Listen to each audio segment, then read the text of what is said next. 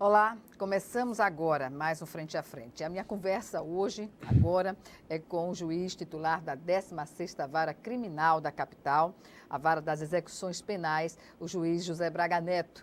Com ele vamos saber dos desafios para a atuação, não é, do Poder Judiciário em Alagoas para fazer valer a lei das execuções penais, sobretudo lá no sistema prisional aqui de Alagoas.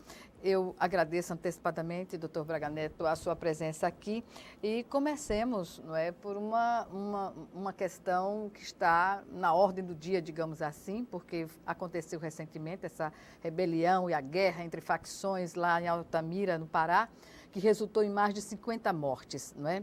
E eu pergunto, desde 2011, em Alagoas, não se observa nenhum tipo de rebelião que possa ser comparado. Aliás, rebelião mesmo não aconteceu, né? Como o senhor disse anteriormente, à entrevista, há alguns casos isolados. Aí eu pergunto, o que leva ao sistema prisional de Alagoas estar nessa condição bem diferente do que acontece em alguns presídios do país? Boa tarde, né, aos espectadores, boa tarde a você. Sempre um prazer estar aqui com você. Eu queria fazer, antes de iniciarmos, eu queria fazer um esclarecimento. Pois não. Hoje, a 16ª Vara, as execuções penais, é uma vara coletiva. Hoje nós somos agora em número de três juízes titulares com a mesma competência. Perfeito. A exemplo do que acontece com a 17ª Vara. Perfeito. Em relação à calmaria aqui no sistema prisional, se deve muito ao trabalho que vem sendo desenvolvido pela própria 16ª Vara, junto aos familiares dos presos e aos próprios presos, né? Também em relação aos processos que são absolutamente em dia, né? Hoje nós não temos no estado, há algum tempo, né? Nós não temos, no estado de Alagoas não existe presos perdidos dentro do sistema prisional. Todo apenado, melhor dizendo, ele sabe a data que vai progredir de regime. A pena. O dia que ele vai progredir de regime. Né?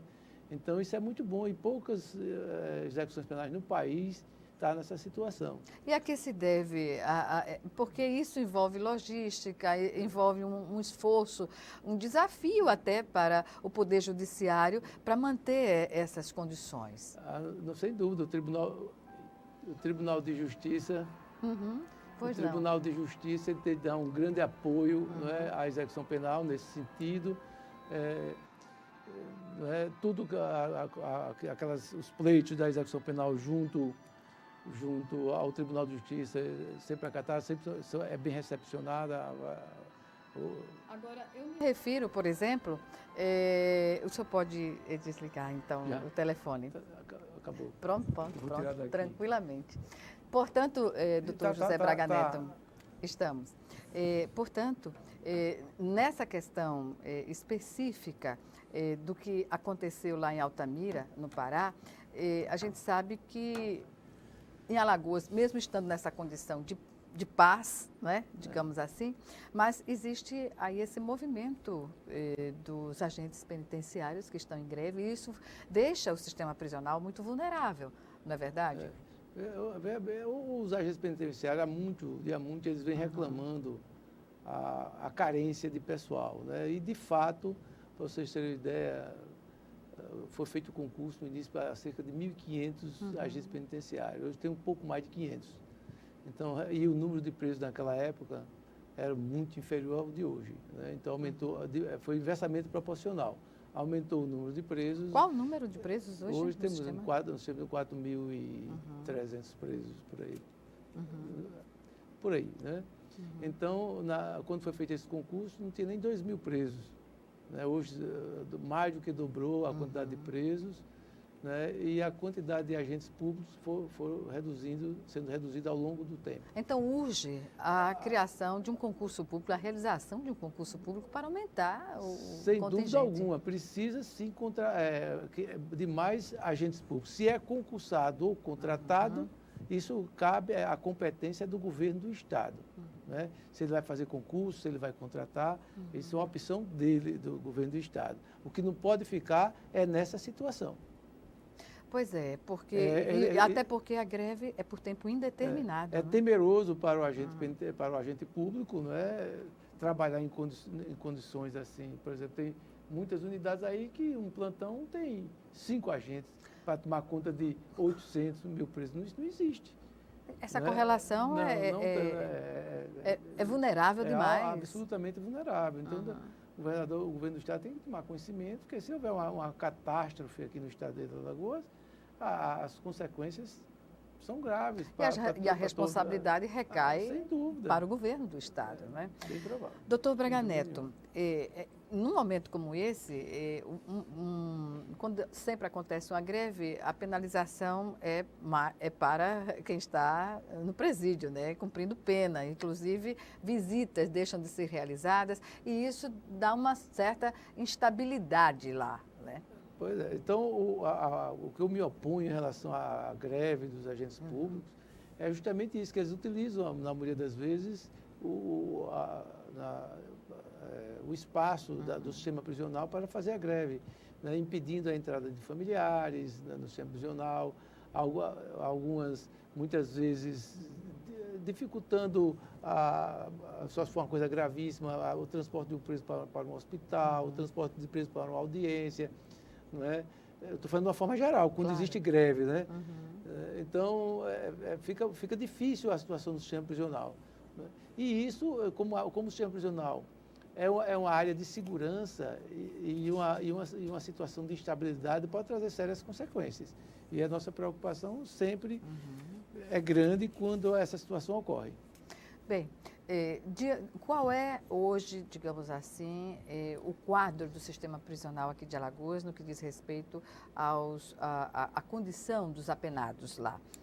Semiaberto? Eu gostaria de voltar um pouco a essa tecla da greve. Né? Aqui eu não estou entrando se a greve, no mérito da questão, se ela é justa ou injusta. Que muitas vezes, como eu já disse já há pouco tempo aqui, a quantidade de agentes é muito pequena. O que a execução penal se opõe é a forma de se fazer a greve, só em relação a isso, que eu entendo que tem outras formas de se reivindicar, sem que haja instabilidade no sistema prisional, sem provocar instabilidade no sistema prisional. Pois bem, é um reconhecimento da necessidade de fazer esse ajuste, né? E uma preocupação também com a instabilidade do sistema prisional. Doutor Braga Neto, em relação a, como eu disse, hoje, como se configura, não é, a ocupação carcerária aqui no Estado? Há muito de superpopulação carcerária, né? Muita gente presa, e a situação não é pior, muito pior, graças à audiência de custódia, às audiências de custódia. Né? Como se dão essas audiências? Essas audiências já faz uma filtragem já lá na prisão do apenado. Do custodiado. Então, o juiz, naquela audiência, vai avaliar as circunstâncias em que aquela pessoa foi presa, se ela foi torturada, se a prisão é legal. Né? Então, aí se dá importância de se manter ou não aquela prisão. Né? Se estão presas provisoriamente ou não. Preso ali ele já está, de flagrante delito. Né? Agora, ele vai ver se dá necessidade da manutenção dessa prisão. Aí ele vê vários aspectos naquele momento. E com isso evita a entrada de 60% em todos, 60% ou mais por cento daquelas pessoas que foram presas no sistema prisional. E mantendo uma injustiça muitas vezes, né? Sem dúvida, porque às vezes o indivíduo é preso por um crime afiançável, que pode se resolver aquele problema ali, aí ele vai para o sistema prisional, né? Às vezes é um furto simples. O senhor viu, saiu a matéria, a reportagem essa semana, em nível nacional, mostrando uma pessoa que passou 5 anos para provar, porque uma menina de 11 anos, no meio de não sei quantas outras testemunhas, fez o reconhecimento da pessoa como o autor de um crime de abuso sexual, digamos assim. Quer dizer, fica difícil... numa circunstância dessa, também tem que buscar a responsabilidade junto à população na identificação dessas pessoas. Não tem dúvida. Muitos crimes, a autoria fica desconhecida, muitas vezes pelo fato das pessoas não quererem se envolver com aquela situação. Não, isso é um problema daquela família, isso é um problema daquela pessoa. Não é? É uma omissão, mas isso acontece muito. E a polícia fica à mercê dessas... Exatamente, à mercê dessas pessoas, né, que pela emoção se recusam, também. Ou se recusam a não querer prestar depoimento, para não haver qualquer tipo de envolvimento com aquela situação. Isso é muito ruim, porque aí, em função disso, muitos crimes ficam não elucidados por conta disso, ou mal elucidados. Ou mal elucidados, porque o inquérito vai determinar, não é, o julgamento final do crime, não é, nos tribunais. O inquérito policial é preponderante, né? Ele é a base de convencimento do juízo, né? Então, ele faz a instrução, tudo baseado naquilo que foi apurado. Lógico que no meio da instrução processual pode surgir fatos novos, né? E dar outro rumo àquela instrução processual. Mas se ela foi, digamos foi assim, bem feita, foi bem elaborada, está tudo certo. O juiz julga de forma insofismável, sem qualquer dúvida. Tranquilidade. Com tranquilidade. Que é o ideal. Que é o ideal, sem dúvida. Portanto, ainda sobre a população carcerária, presos em regime semiaberto em Alagoas, como se encontram? Continua do mesmo jeito. Nós temos praticamente 2.000 apenados, né, em prisão domiciliar, né, por falta de unidade para abrigar essa população carcerária. Então, os juízes agora da execução penal não têm outra alternativa, senão determinar a prisão domiciliar, em algumas situações, porque não tem para todo mundo... Tornozeleiras eletrônicas, por exemplo. Em algumas situações se utiliza o monitoramento eletrônico, entendeu? Porque não tem tornozeleira para todos, né? Mas isso é algo que é difícil compreender, não é? Porque estabelece a necessidade da prisão domiciliar e, ao mesmo tempo, o Estado não disponibiliza da tornozeleira. A quantidade, né, suficiente. No atual governo... Isso precariza a medida, né? Houve um avanço significativo, mas ainda é insuficiente. E o que fazer? Contratar mais tornozeleiras. E isso o judiciário solicita ao executivo a fazê-lo? E aqui em Alagoas aconteceu uma situação sui generis. O governador autorizou a contratação de novas tornozeleiras e a empresa detentora do equipamento não tinha em número suficiente. Que realmente é inusitada além a da situação. qualidade ser péssima do equipamento, não tinha quantidade suficiente, sequer para a reposição de peças. Em que a qualidade era péssima? Chegava até a explodir na perna Que absurdo, doutor. Da pessoa que estava utilizando o equipamento. Muitos foram utilizados, foram explodidos o equipamento na perna dele. E terminou o contrato com essa empresa e ela ganhou novamente o certame.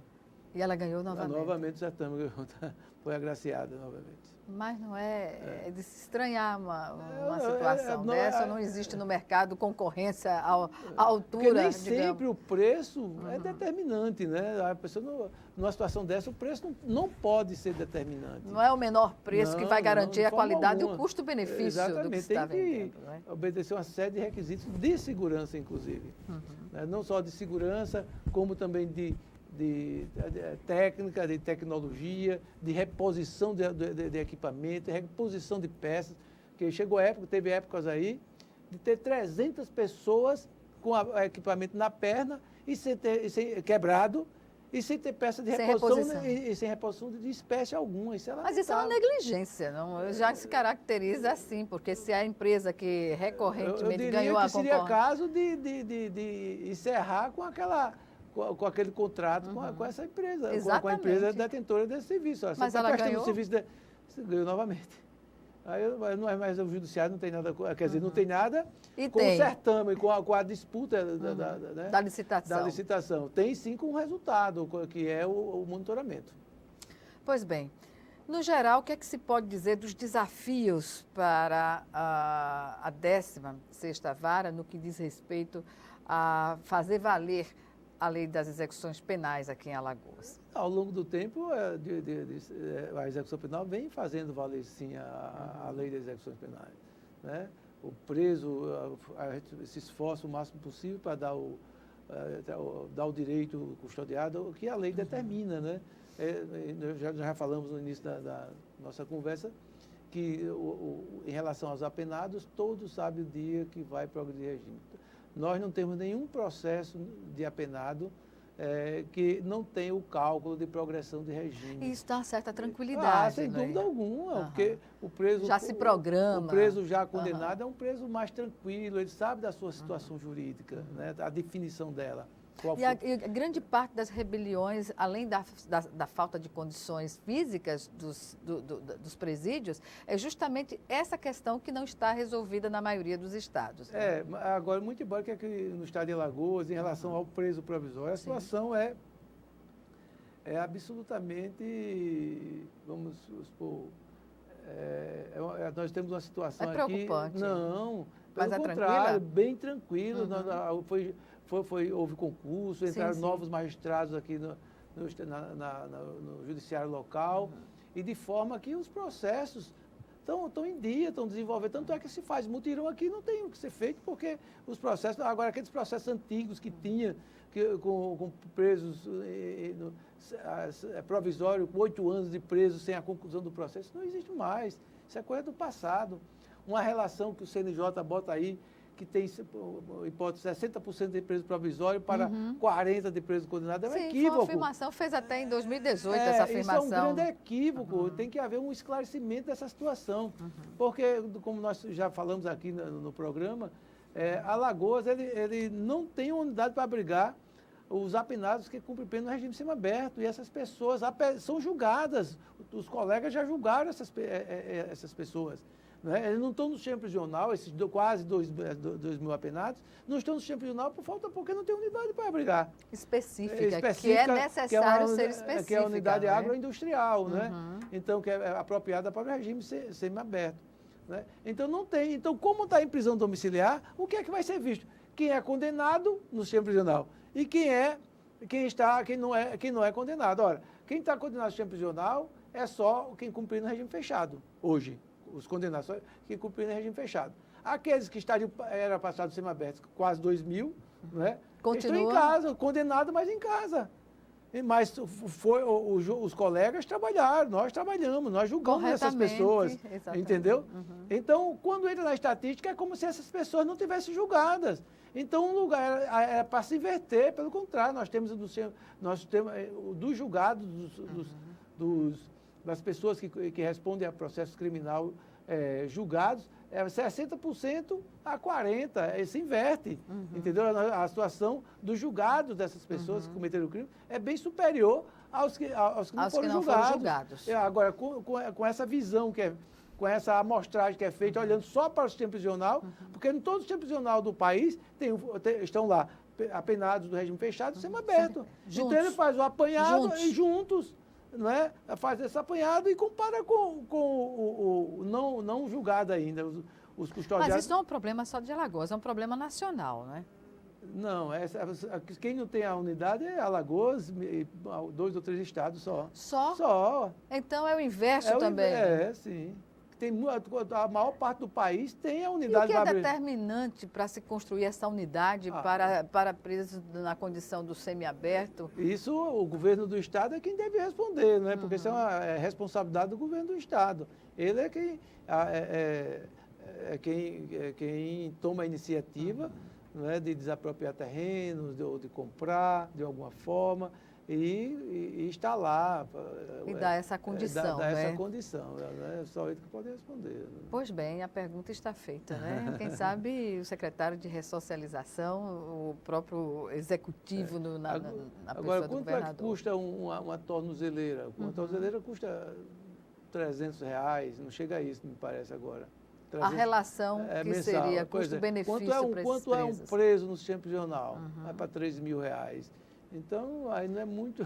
E com a tornozeleira também quebrada... Mas o que importa, que a sociedade tem que ver, é que essas 2 mil pessoas que estão cumprindo o regime semiaberto, que estão em casa, são pessoas que ainda não estão preparadas para estar, para estar em casa. Para estar em casa. Então, deveria estar na unidade, e o Estado, semiaberto. a exemplo do Judiciário, não tem um controle dessas pessoas, o controle absoluto dessas pessoas. Porque parte das tornozeleiras... O controle é através de alguns que têm o monitoramento eletrônico, e o comparecimento mensal em juízo para justificar suas atividades e assinar o livro de comparecimento.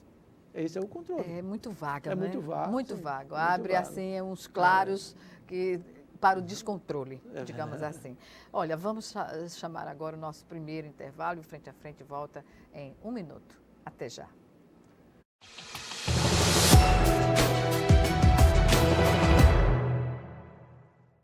Ei, eu queria poder falar com você. Te falar desses últimos meses e como tudo tá melhor. Eu percebi que viver é incrível, mais do que eu imaginava. Ser pai era um sonho e você me permitiu presenciar o nascimento da minha filha. Foi lindo. Pintei o quarto dela exatamente como imaginei. Antes de você, eu tinha medo de não conseguir estar presente quando esse momento chegasse. Queria te contar que, por sua causa, eu pude viver tudo isso. Provavelmente outras pessoas por aí querem te falar muita coisa também. Acho que você teria orgulho. Não só por mim, mas por ter feito algo tão nobre por pessoas que nunca viu. Eu só queria dizer obrigado. Obrigado por me dar mais tempo com a minha família. Obrigado pela sua doação de sangue. Doe sangue regularmente. Tem sempre alguém precisando de você. Procure o Hemocentro mais próximo e seja um doador.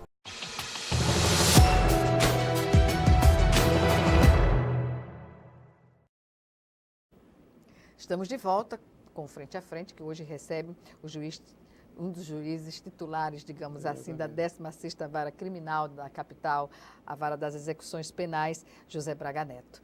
Doutor José Braga Neto, falemos agora sobre uma condição que foi colocada, eu lembro em setembro do ano passado, em que o governo ofereceu às empresas que se instalaram próximas ao sistema penitenciário aqui de Maceió, incentivos fiscais na oferta de trabalho para os reeducandos do regime fechado.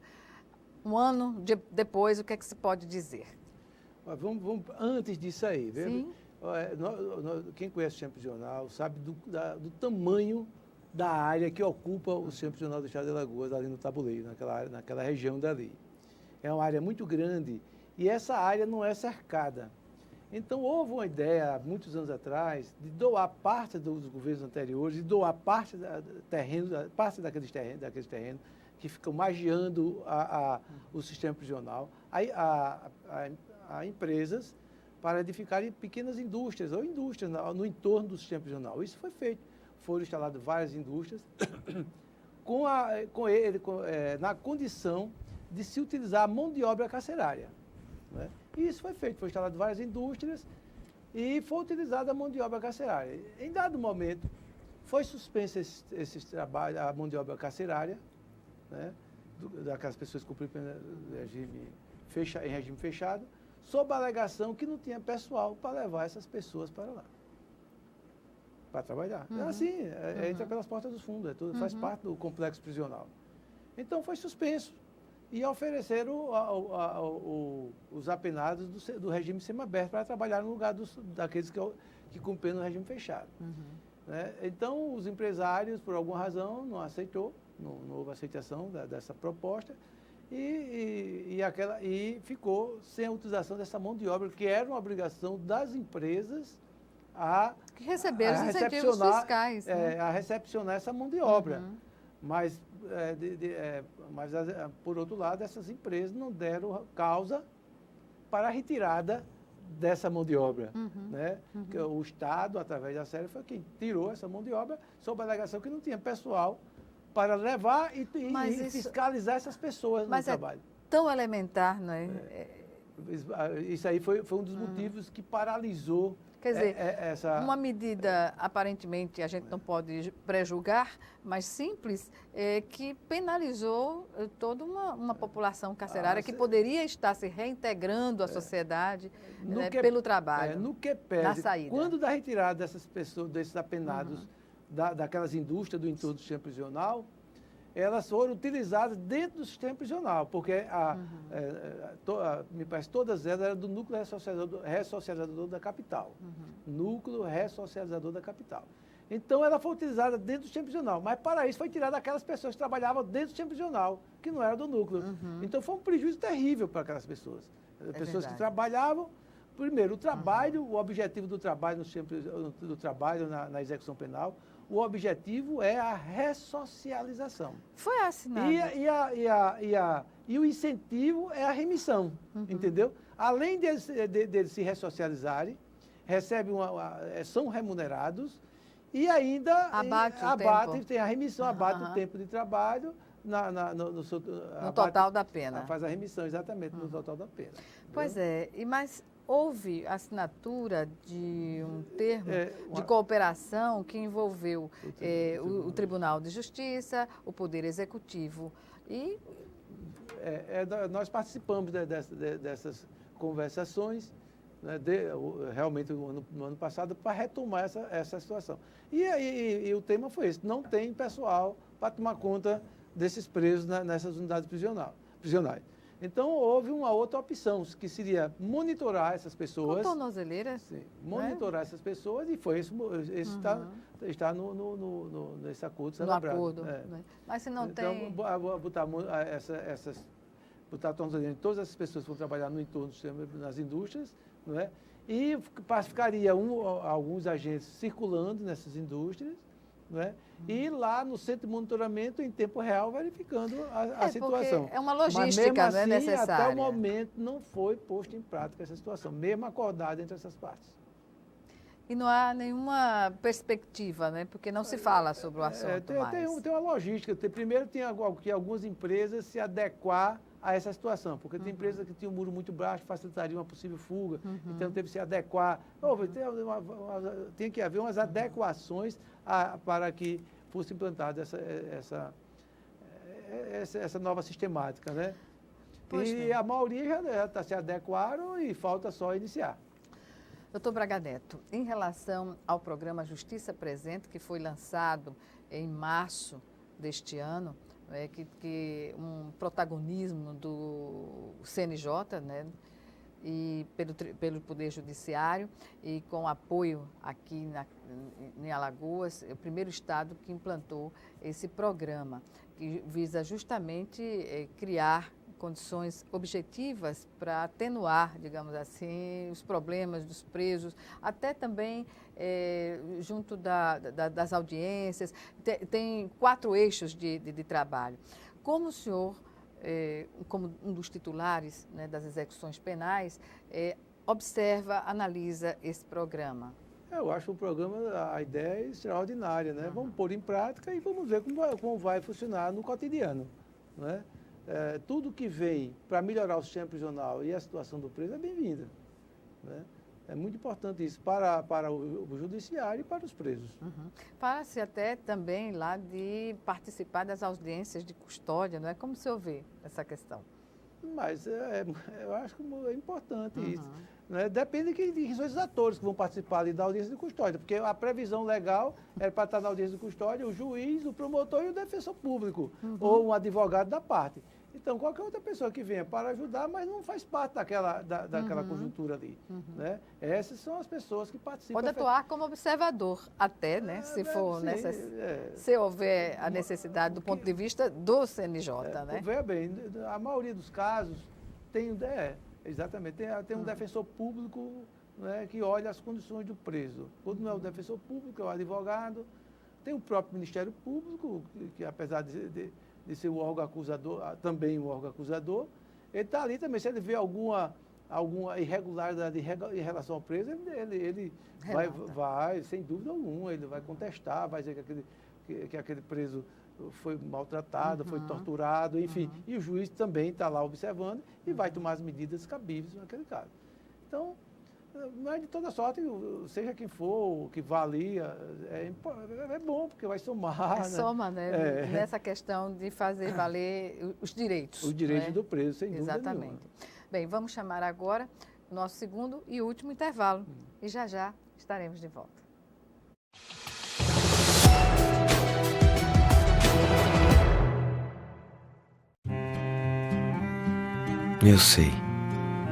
Eu sei que são noites em claro, que muitas vezes não é fácil, que o cansaço bate, que mexe com a rotina, que é mais difícil do que parecia.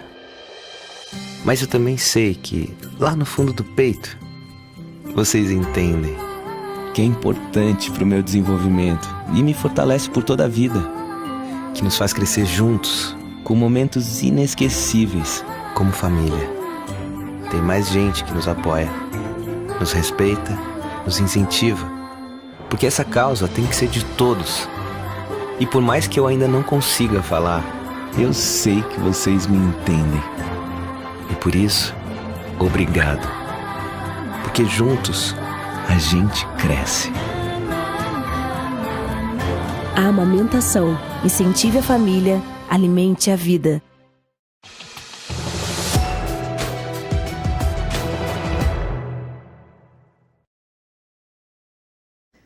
Estamos de volta para o último bloco do Frente a Frente, que hoje recebe um dos juízes titulares da 16ª Vara Criminal da Capital, relativa às execuções penais, o juiz José Braga Neto.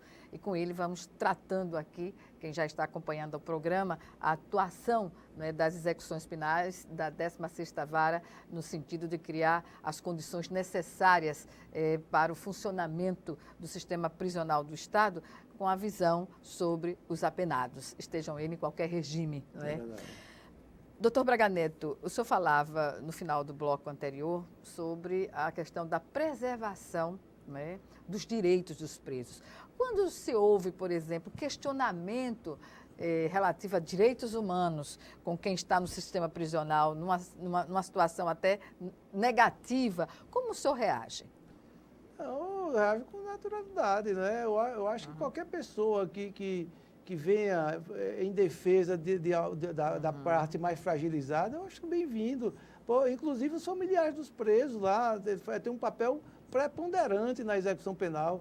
Eles vão lá, contam como está a situação do preso, quando tem algum problema, eles vão lá, contam, se houver alguma tortura, o familiar vai lá, comunica a execução aos juízes da execução penal. Nós mandamos buscar imediatamente essa pessoa, né? Ele vai narrar o que aconteceu, se quiser, que não é forçado a fazê-lo, mas em via de regra comunica o que aconteceu, a gente manda fazer exame de corpo da elite, manda apurar, as autoridades competentes apurar aquela situação.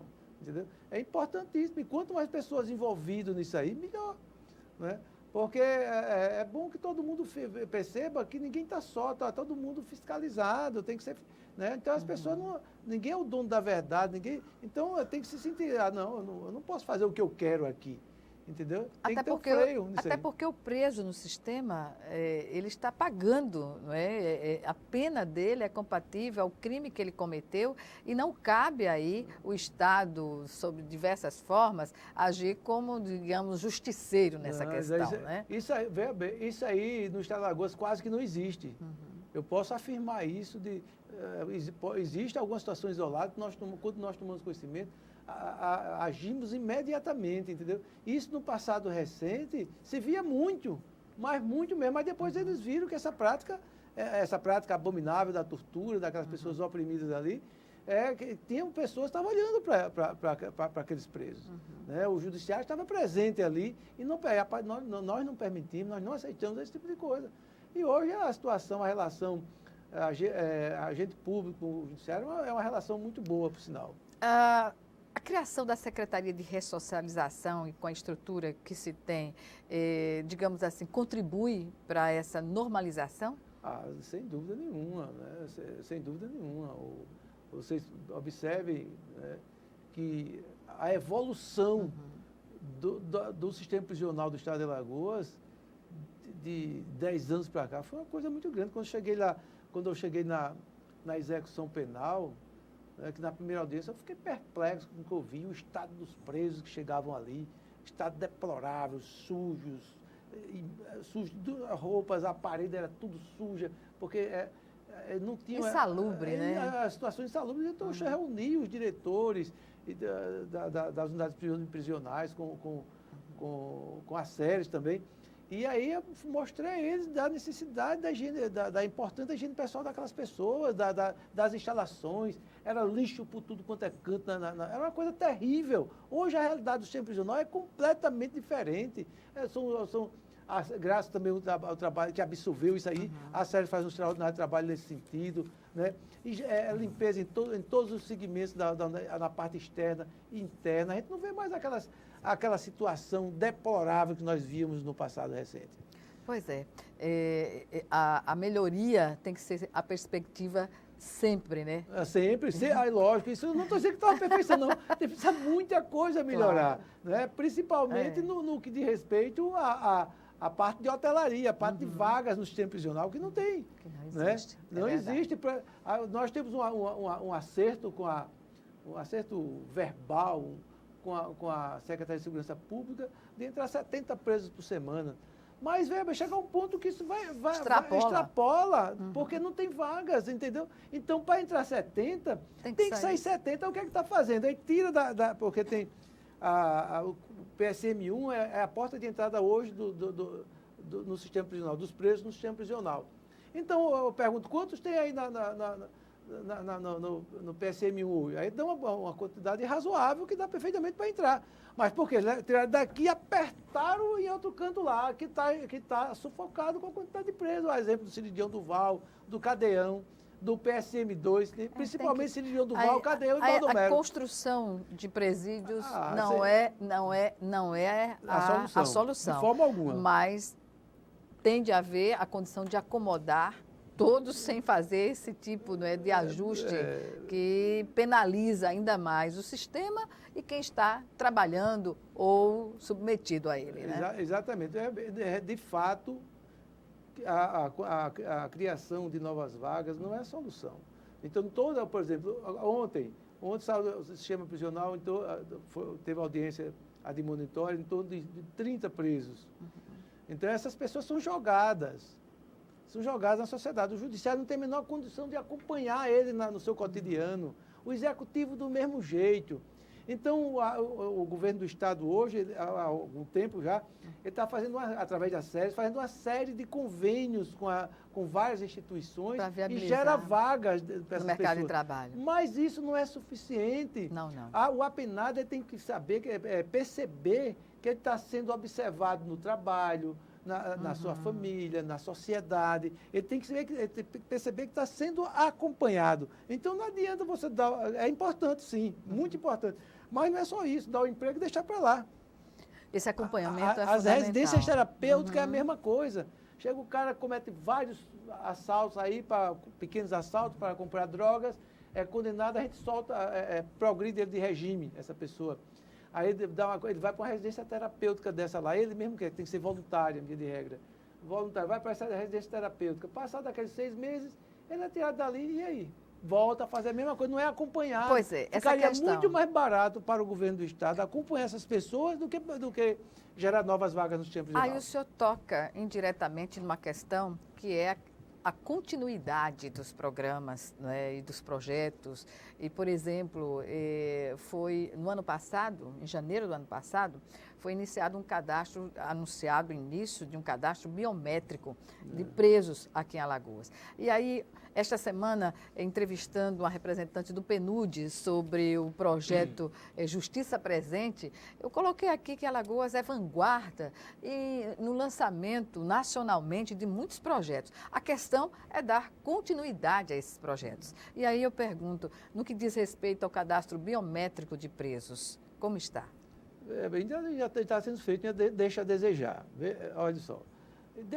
Isso tem que ser feito uma coisa, em sincronia com as séries, né? O judiciário faz as séries, faz também de uma forma contínua. Então não adianta eu pegar, vamos fazer a biometria de todos os presos do sistema prisional, faz. Mas está fazendo a entrada? Não está. Ou por alguma razão suspendeu, acabou tudo. Porque passou a entrar novamente presos. E não foram contabilizados. Não foram contabilizados, está entendendo? Então é muito difícil. O CNJ esteve aqui, também tem maior interesse e vai fazer, eu não tenho a menor dúvida. Mas ainda falta essa harmonia, essa dinâmica, né, essa sintonia, melhor dizendo, né, entre as séries e o judiciário. Então o CNJ está querendo fazer isso também, e vai fazer. Agora, o que é que acontece? Quando foi o equipamento da biometria para a execução penal, para aqueles que cumprem no regime semiaberto e aberto, então o equipamento não era eficiente. O CNJ ficou de mandar um equipamento mais sofisticado para fazer isso. Mas de melhor qualidade, quer dizer assim, porque não foi possível dar início à biometria por conta desse equipamento que não era adequado para ali.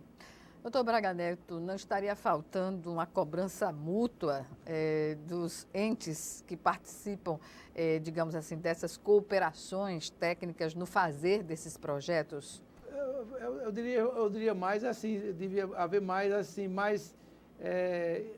compromisso? Compromisso, né? Por exemplo, tem o desembargador Célio Damastor, um gigante à frente do GMF, é um abnegado, mas sozinho fica difícil, tem que haver essa sincronia que eu falei entre o judiciário, as séries e o CNJ. Com isso aí vai havendo essa sintonia, tudo vai fluir bem. Agora, não adianta o GMF, através do desembargador Célio Damastor, querer fazer uma coisa, porque muitas vezes esbarra em alguma situação no sistema prisional e vice-versa. Então tem que ser uma coisa começada no mesmo momento e que dê continuidade a isso. Pois é. Isso hoje, digamos assim, é um encontro, né, desses... E essa biometria, só para concluir, e essa biometria é importantíssimo. Agora, existem muitas pessoas que se passam por outro no quanto da prisão. Está entendendo? Isso é comum acontecer? É comum, sim, é um problemão para a execução penal. Mas isso é gravíssimo. Mas isso gera um problemão para a execução penal. Depois ele tem que fazer um procedimento próprio para identificar aquela pessoa, para mostrar que ele não é aquela pessoa que se dizia ser, que é outra pessoa. E com a biometria, com o reconhecimento facial, acabaria isso de imediato, entendeu? Porque se ele identificar essas informações, seriam cruzados com o Brasil inteiro, e vai ser. Entendeu? Não, é inexorável acontecer. Sem dúvida alguma. Inclusive o judiciário está fazendo seu próprio banco de dados e vai fazer. Agora, eu estou achando que está ainda um pouco... morosa. Não está havendo uma boa sintonia ainda para a gente alavancar de vez isso aí. Mas será a realidade. Sem dúvida nenhuma. Se a vontade política permitir, mais rapidamente ainda. Isso depender do GMF, da execução penal. Eu não tenho a menor dúvida que isso aí vai acontecer. Bem, eu lamento informar, doutor Braga Neto, o fim da nossa entrevista por hoje, né? E agradeço mais uma vez a sua participação aqui no programa, dando essas informações tão importantes para o conhecimento da sociedade. Até uma próxima oportunidade. Obrigado. Nós aqui agradecemos essa oportunidade de fechar algum esclarecimento. Obrigada. Obrigada a você também que nos assistiu e até o nosso próximo encontro aqui, frente a frente.